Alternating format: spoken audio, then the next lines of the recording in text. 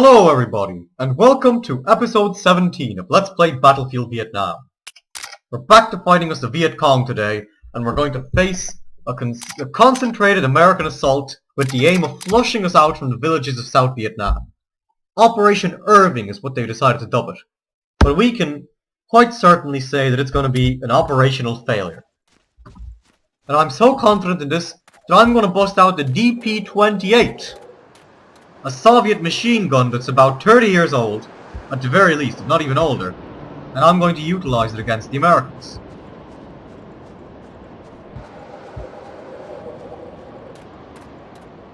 Our comrades are already deploying, they're soaring into the skies like birds of peace. And so the Americans are deploying as well, raining their first missiles upon us. They've already seized the base. What in the name of God is going on? Alrighty then. We've got to go back, retrace our steps, and deal a few strategic casualties. If we can pull that off, we have a chance at victory. Oh great, it's a Type 53, so it's a Chinese knockoff of the DP-28. So here we're using our beautiful record player shaped machine gun to further the cause of victory. We've captured an American Sheridan already, so they are really a terrible bunch. A stupid bunch. And hopefully we can be the ones flushing them out from South Vietnam instead. Because we finally have access to some superior weaponry. We're not using the second-hand hand-me-downs of the Chinese. Because honestly, those chinks already had bad enough weapons the way it was. And the American helicopters continue their assaults. Not to much avail, don't worry. Don't worry. Because we can push back, and we are going to push back. Watch us lose this base right here. They're about to ruin this entire operation. Great. So that's two bases captured by the Americans. They're coming in like a plague. Perhaps I should reconsider my weapon. So I'm going to bust out the AK and commandeer a vehicle.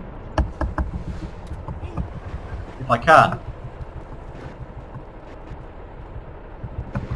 Come on, Chow Kung Kwa, you retard! Get out of the tank!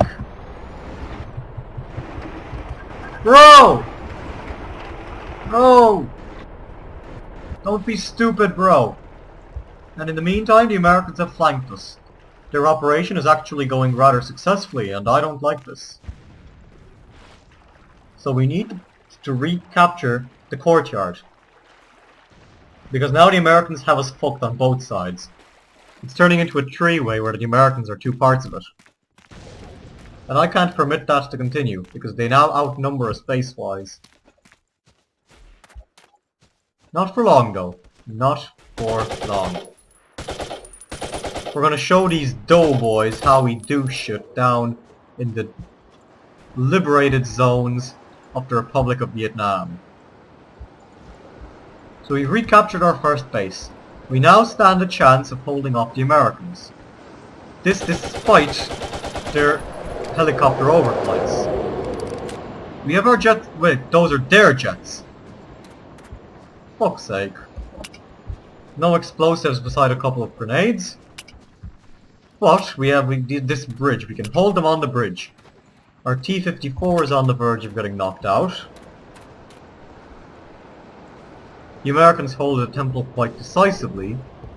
So I need to devise some impromptu, unexpected yet genius strategy to break the Americans. Because right now we have a wonderful pitched battle setting up here, but one that I don't think we can win. They're bringing their Sheridan down to bear, and our T-54 is on its last legs, or on its last tank treads, or on whatever the fuck it is at this point.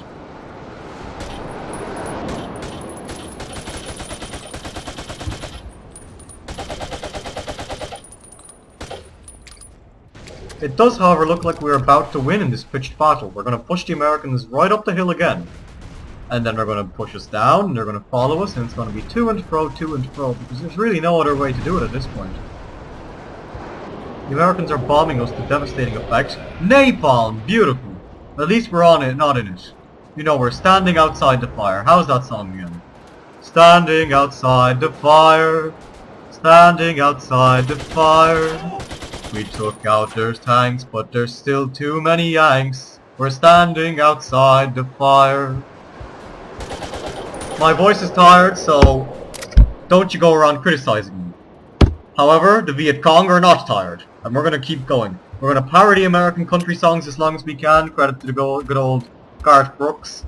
I'm sure he would be vocally neutral in this war. Anyway, we're gonna take this anti-aircraft vehicle right here, this lovely ZSU, and use it to teach their Phantom how we do shit in Vietnam.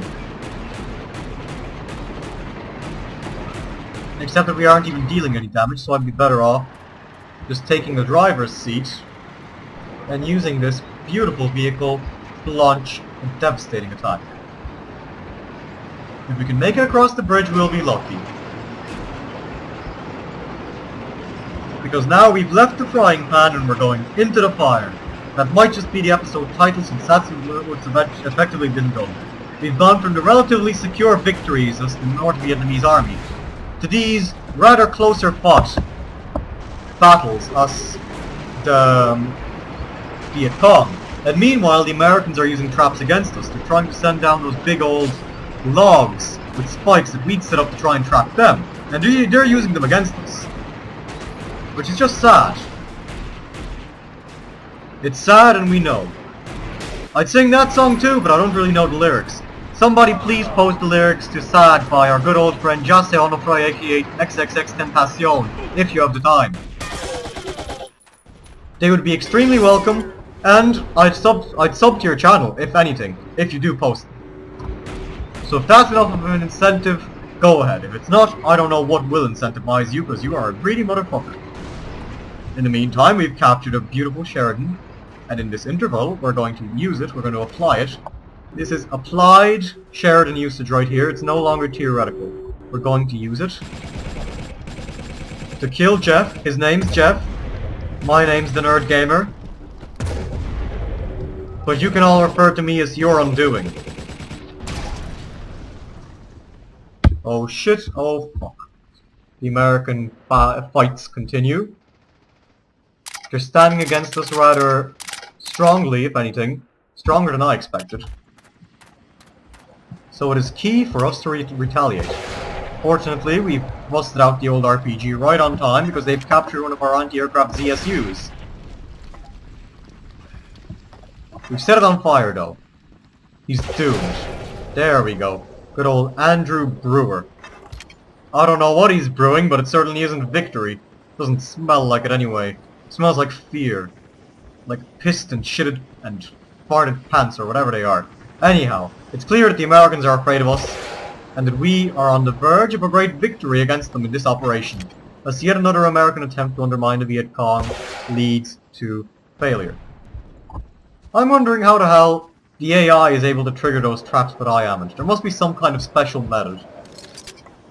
Anybody who's familiar with Battlefield Vietnam, I'd be extremely happy if you could explain it all to me, because I've seen these all the time, I've wanted to set them off, but I've never been able to. And it's always disappointed me, it's disheartened me. It's brought me such despair and insecurity.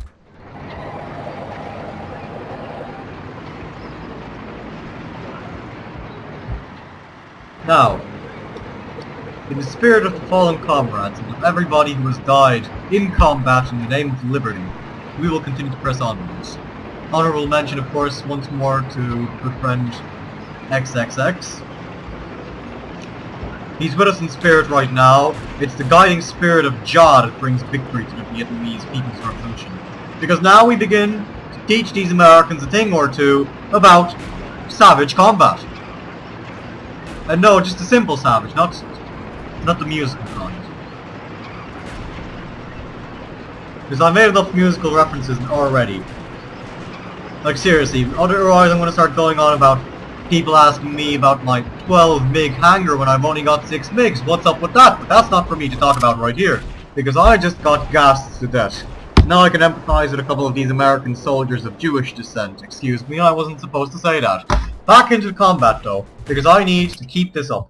I need to keep the commentary up as well, since I'm slowly drifting into the modern, for better or for worse, because I was once told that I had a really nice 1920s 1920s, 1930s announcer vibe to my commentary, but I think that's slowly dissipating away. I should probably read a few more F. Scott Fitzgerald novels to brush up on that, since I've only read The Great Gatsby and The Beautiful and Damned. Not enough if you ask me. Gonna probably go for Tender is the Night or something like that. But before all that, standing outside the fire again. Praise the Lord, we're standing outside the fire. So now I can seize this courtyard once again, because the Americans have an advantage, and I don't like their advantage. I don't like the Americans full stop, let alone the Americans having an advantage. God forbid the Americans have an advantage against us, the Viet Cong! Excuse me, I lost my cool for a moment there. If I ever had it, I lost it then. But now I'm going to recapture the cool and recapture the base. We need to retake everything that these Americans have taken from us, because their napalm is steadily turning us into charcoal. And I know that charcoal is good for your health and all that, but I don't think becoming the charcoal is the best way to go about it. Fortunately, we have another column of 3 or 4 men running in like goddamn Shaolin monks about to get mowed down by the old American machine guns. But not all is lost. Not yet. The Americans still control the top of the hill and they flank us in the courtyard yet again. I am not enjoying this on any level whatsoever, be it physical, be it moral, be it spiritual. There really isn't any way to enjoy it unless I had some kind of masochistic kink, and I don't, really. Sure, you can hear the soldier orgasming every now and again when he takes a bullet, but who wouldn't do it? Really, it's a release of energy. And you can't blame a Viet Cong trooper for having all this energy. Now, who's up here? Who's here? I'm jumping onto the pots, hoping they don't break like a good old-fashioned video game. And here we are, beautiful confrontation.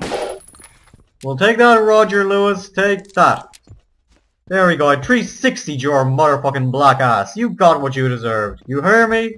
You probably did not.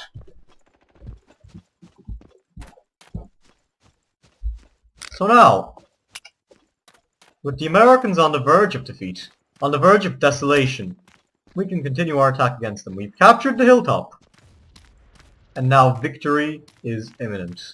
No matter how many casualties they may deal against us, no matter how many napalm bombs they may set off, no matter how many Sheridan tanks they bring down to bear on us, no matter what they might try against us, the American schemes, for the moment at the very least, are about to meet their end.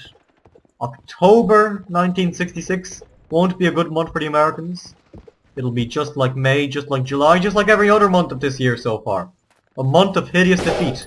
Although the fact that we've only fought 3 battles so far in 1966 would be apt to indicate that perhaps we're suffering defeats in all the other months. But that's not for me to admit. After all, I'm the propaganda mouthpiece, am I not?